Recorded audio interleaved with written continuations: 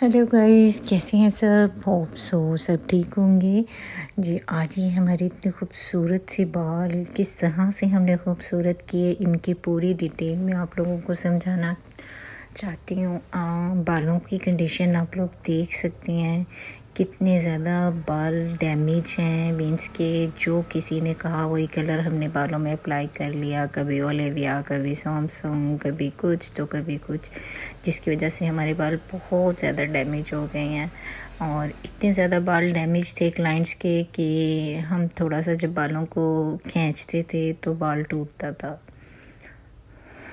क्योंकि जो हमारे लोकल कलर्स होते हैं उनसे हमारे बाल बहुत ज़्यादा मेटेलिक हो जाते हैं, उनके ऊपर फैशनी शेड लाना बहुत ज़्यादा मुश्किल हो जाता है। खैर, अब हमारा ये क्लाइंट्स हमारे पास करोड़ लाली सन से आया था, बड़ी उम्मीदें रख के कि हम उनके बालों को बेटर करेंगे, और टिकटॉक अकाउंट से ये क्लाइंट्स हमारा आया था। खैर, अब हम इन पे काम करना स्टार्ट करते हैं और आप लोगों से प्रॉपरली प्रॉपर शेयर करते हैं कि इनके बालों से को हमने किस तरह से बेटर किया। बहुत ज़्यादा मतलब कि ख़राब हुआ था, तो हमने लाइट इनकी ट्रिमिंग की सेक्शन वाइज, ताकि नीचे की डैमेज बाल हैं वो ख़त्म हो जाएं। उसके बाद क्लाइंट्स के बालों में वाइट बाल बहुत ज़्यादा था। उनकी विश थी कि हमें बाल स्ट्रीट भी चाहिए और वाइट कवरेज भी चाहिए, और जो ये हमारे फ़ंकी कलर्स हैं, कहीं से ऑरेंज नज़र आ रहा है, कहीं से कुछ, तो ये चीज़ें सब ख़त्म हो जाएं। सो हमने सबसे पहले इनकी वाइट कवरेज के लिए कलर बनाया, और कलर में सारी डिटेल आप लोगों को सेंड कर बता रही हूँ। मीन्स के जो चीज़ें हमने बेस कलर में इनके अप्लाई की,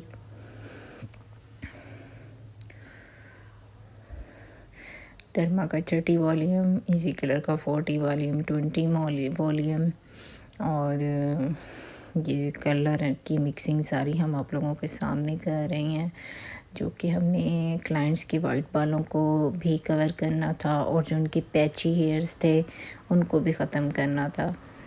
तो वैसे मैं ज़्यादातर लॉरियल पर काम करती हूँ, मेजरल लॉरियल में। तो कुछ क्लाइंट्स होते हैं, उनकी विश होती है कि हमें ये चाहिए, तो उनके बाल जिनके मेटेलिक होते हैं तो उनके लिए हमें कलर की चूजिंग भी खुद ही करनी पड़ती है कि कौन सा कलर इनके बालों पर आ सकता है, कौन सा ब्रांड इनके बालों को बहुत जल्दी पिक करेगा। यहाँ पे मैं सारी मिक्सिंग आप लोगों के सामने कर रही हूँ कि हमने बेस कलर के लिए कौन कौन से शेड यूज़ किए, कौन कौन सा ब्रांड यूज़ किया, और हमने बेस कलर के साथ साथ उनके बालों में जितने भी पैच हैं वो भी ख़त्म करने हैं। पैच कहीं से ऑरेंज है, कहीं से ब्लैक है, कहीं से ब्लैक है, और कहीं से येलो है, मतलब कि मल्टी कलर हुए हैं। तो मल्टी कलर को ख़त्म करने के लिए हम मिक्सिंग भी मल्टी करते होते हैं।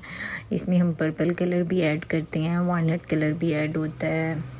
अब यहाँ पे हम 30 वॉल्यूम यूज़ कर रहे हैं।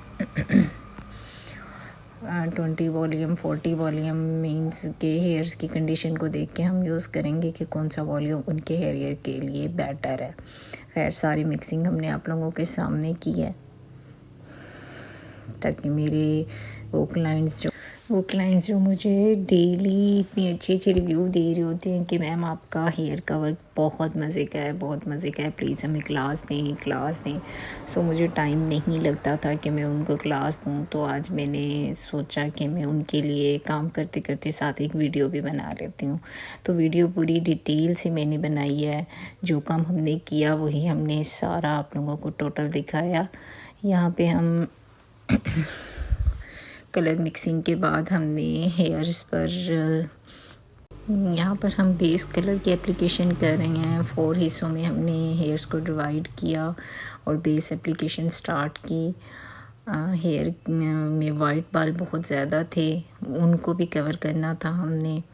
रूट टचअप हम बाद में करेंगे। रूट टचअप हम तकरीबन 20 मिनट के, इसका रीज़न क्या है ये भी मैं आप लोगों को बताऊंगी, शेयर करूंगी, क्योंकि यहाँ पे हमारी कम्प्लीटली एप्लीकेशन हो गई है हेयर कलर हमारे टोटल बालों में लग चुका है और हमने कहीं भी कंजूसी नहीं की। हेयर कलर है या आपका कोई भी प्रोडक्ट है उसे लगाने में आप कहीं भी कंजूसी नहीं करेंगे। और अच्छे से जब हमारा बाल वेट हो जाएगा तो हम बालों को छोड़ देंगे 30-20 मिनट के लिए।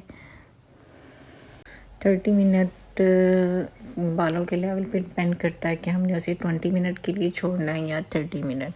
खैर इनके बाल बहुत ज़्यादा डैमेज थे तो हमने 20 मिनट इनके बालों पर बेस कलर छोड़ना है।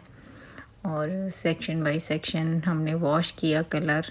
वॉश करने के बाद हम अब इनके बालों में एक्सटेंसो ट्रीटमेंट करने जा रहे हैं क्योंकि हमारी क्लाइंट्स की विश थी कि हमें बाल स्ट्रेट चाहिए।